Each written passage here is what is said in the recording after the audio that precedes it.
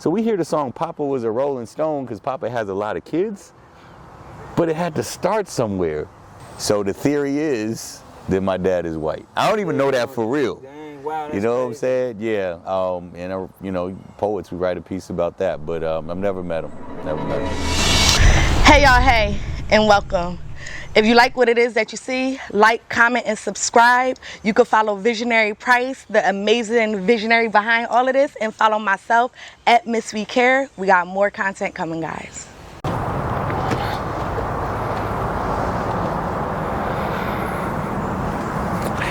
My enslaved male predecessors were perpetually predisposed to mate, procreate, relocate. Let me demonstrate.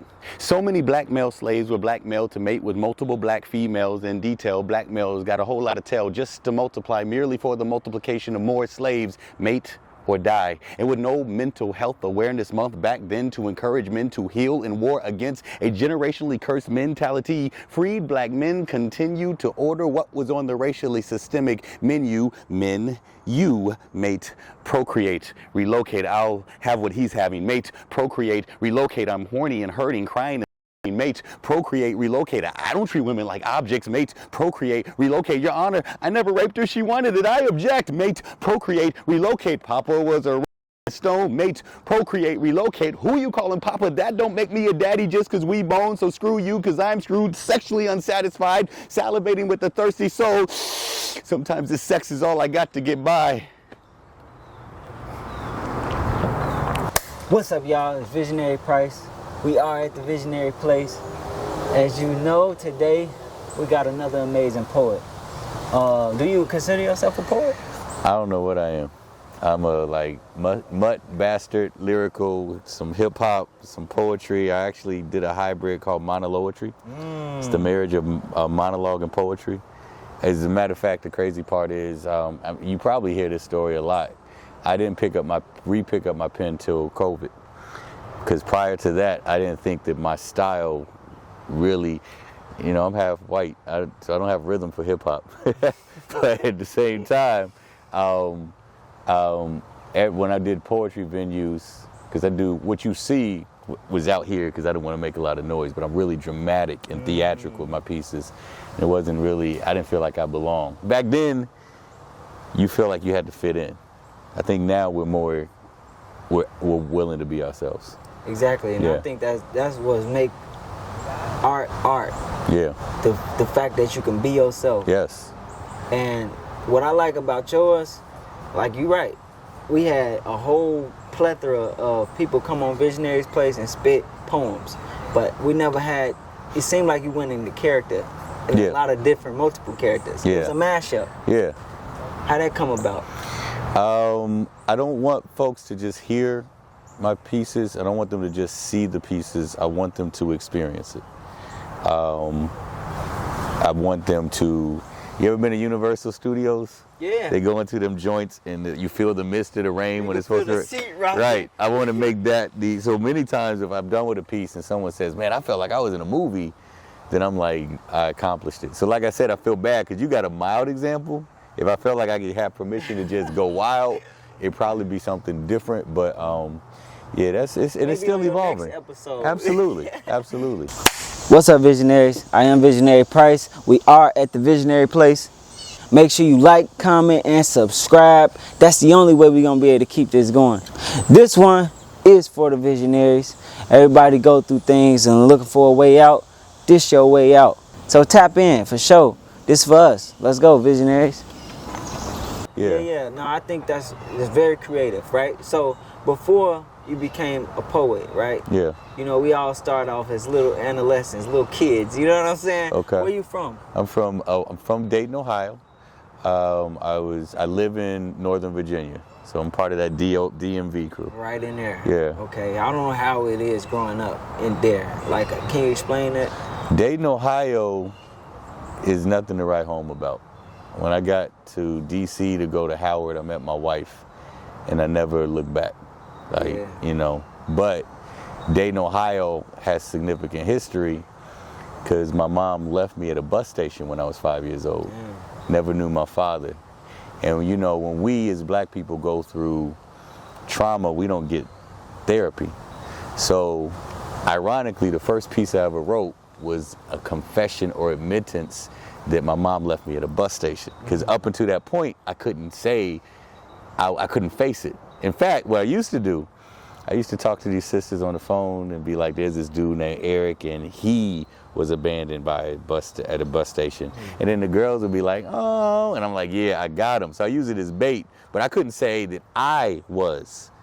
And one day I said it, and I was crying like a baby because there's a lot of stuff inside. And I was entering into some pageant up at Howard, and I didn't have a talent. So I was like, well, let me try to write a poem. And that was the first joint I ever wrote. Wow. Based on that. So Dayton in itself is really whack, it's boring, don't ever go there. I'm sorry if you live in Dayton. Let me not do that, that's where I come from. I'm sorry, it just ain't the place, it ain't on your vacation to-do list. It ain't the most sought after city. Right. You know But the history and the context and the roots, because that, you know, that's what what you are in yeah, your essence. absolutely. You know? You say you mixed, right? Do Yeah. you know who was white? My mom is super brown, like dark mocha, black, no cream. So the theory is that my dad is white. I don't even know that for real. Dang, wow, you know what I'm saying? Yeah. And you know, poets, we write a piece about that, but I've never met him. Never met him. Yo, I already know, right? So today was the first time I actually listened to one of your poems, but I know they probably a lot vulnerable. They probably creative. What do you say is the main message out of your poems? That's a good question. Definitely transparency. I feel like whatever I've been through and have healed from, I shouldn't keep it to myself because other people are going through the same hell. I do make the distinction though, if I haven't healed from it, then I shouldn't be in a place putting it. See, so a lot of poets will disagree with me on this because we use poetry as therapy. But I think in the arts, there has to be a certain, like you're getting to healing to a certain state, but if there's still certain wounds, when you touch the wound, it's like, and it's infected, and you keep opening it up. If you open it up to the wrong people, then you're gonna make it worse. So I make sure anything that I spit, now the thing is, because I'm so theatrical about it, many people come up to me and be like, hey man, I'm sorry. And they don't know, that's what I was going through 8 years ago. But I still convey it in such a way as if I'm going through it right now, because I'm imagining the person that's going through it right now. You're the first person to say that, right? People talk about the outlet as poetry, and letting the piece go is healing. Yeah. But you're the first person that said you got to be cured first. Yeah, oh my gosh. Get that off. It's serious. Yeah. I could do something, it's serious. It's serious. Man. It ain't a game. No, for real. Yeah. And did you always know that, or have you put out a piece you wasn't ready yet, like premature? So I've always been transparent. I don't really care what you think about me. You want to know something funny? I'm gonna tell you a story. What's up? When I was a sophomore in high school, the dopest female in the school, all the upperclassmen wanted to get with her. You know who she wanted to get with? This guy, right? Okay. So everybody's like, yo, you hear she's pretty fast. You gonna hit? And I'm talking trash like, yeah, I'm gonna smash that. Now, you know, I'm probably using older terminology because you see the grades. So good. But long story short, I didn't have sex. I didn't have sex at that point, and I'm supposed to smash with her. So I take her back to my house. My parents are out of town. Long story short, my stuff wouldn't salute, it wouldn't erect. I'm using brain power like, oh, it can't be happening right now. And so I hear her snickering. Like she's booty butt naked and like she's snickering, and eventually she gets dressed and I feel like, dang. And I'm like, I'm not going to school on Monday. I'm playing sick. And like, it was rough. I played sick. My boy called me. He said, you ain't gonna believe it. He said, man, this girl, I don't want to say her name because like, she said you couldn't get it up. And I'm like, man, he lied. She lied. And, you know, they had this thing they did when I went to school. They would go like this. And for the next 2 weeks, they did that. Every time somebody saw me, they do that in the hall. Yeah. But when that happened and I got past the 2 weeks, I didn't die. And I was like, yeah, that was embarrassing, but it didn't kill me. So from that point on, I was like, what can you do? So that's why I'm so transparent. Now, then I got married, and my wife ain't transparent. So now the cause and effect to your question is I'm mindful of whatever I say. Everything about me is just about exposable. But now I got a wife and some children to protect. So I have certain limitations around that I've learned the hard way, because I put them out there and she said, excuse me, you know what I'm saying? Are you married? To that. No, I'm about to be. Okay. All right. Well, you'll know that excuse me language or conversation when it happens. Yeah. And I think that just comes from experience, right? Absolutely. A lot of people, you had to get embarrassed, you know what I'm saying, to really be like, man, I don't give a fuck no more. Yeah. You know what I'm saying? Yeah, absolutely. I ain't never been embarrassed like that. No. Yeah, no, it was. It was, oh my gosh. But I tell that, so sex, the subject of sex is in a lot of my pieces. Gotcha. Because of us as men, like 9 times out of 10, most fathers didn't have conversations with their sons. And so we get ourselves into different sexual behaviors and activities because we just kind of figure it out. And it's not always about us being horny. It's like, if I'm excited, I want to have sex. If I'm depressed, I want to have sex. If I'm stressed out, I want to have sex. And so I make it a point to talk about stuff that's sexual, not in an erotic way, but to probably tap into what a lot of brothers can relate to, but they'll never say.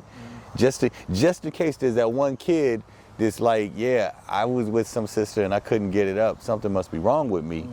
Well, that really wasn't the case. It's just that timing or that chemistry or that connection wasn't the right move, right?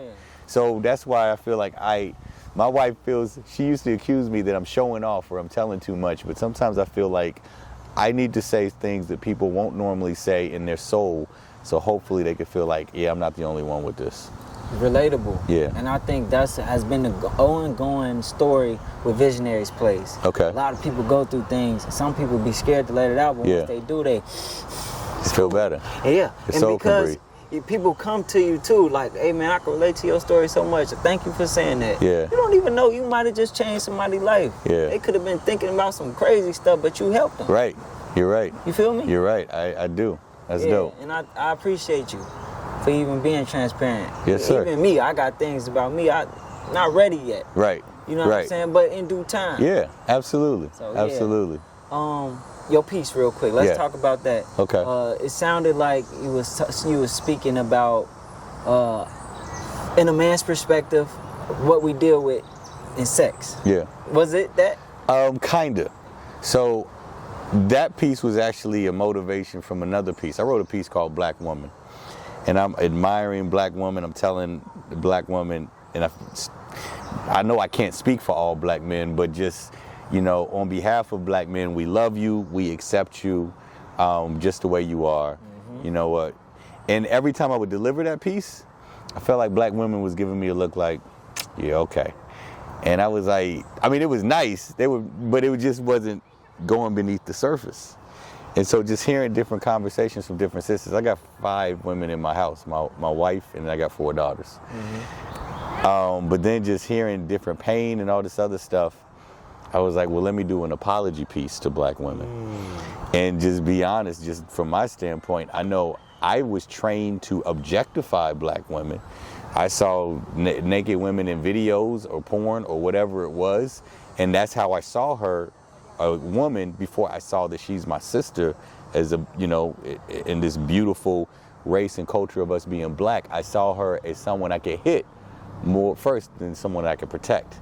You know what I'm saying? Someone that I could just vibe and connect with, as opposed to someone that I could just see if she'll get down on her knees, right? Exactly. And so looking even deeper, I realized our behavior of what we're living out now is kind of similar to what it was in slavery.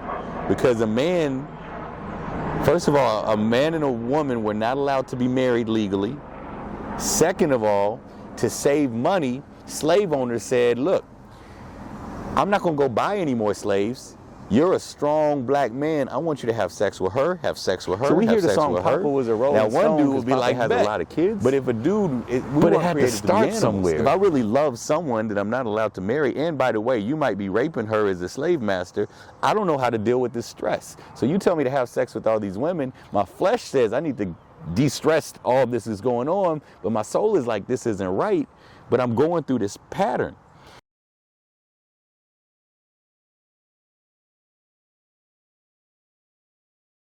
See, there's a stigma that black people are just animals or just overly sexualized.